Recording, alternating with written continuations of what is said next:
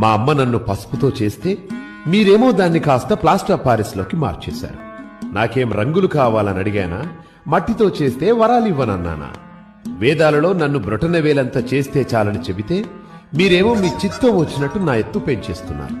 నాకు నాతోటే పోటీ పెడతారా? అన్నా, ఒక్క అడుగుతో మొదలై 60 అడుగులకు చేర్చేశాను.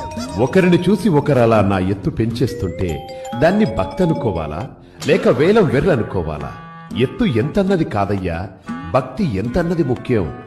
పోనీ సంవత్సరానికోసారైనా మీరు పిలిచారు కదా అని నేనొస్తే ఒక వేద పారాయణం లేదు, ఒక మంచి సంగీతం లేదు, వికిలి పాటలు, వెర్రి డాన్సులు. అది నా పెద్ద చెవులే హోరెత్తిపోయేలా.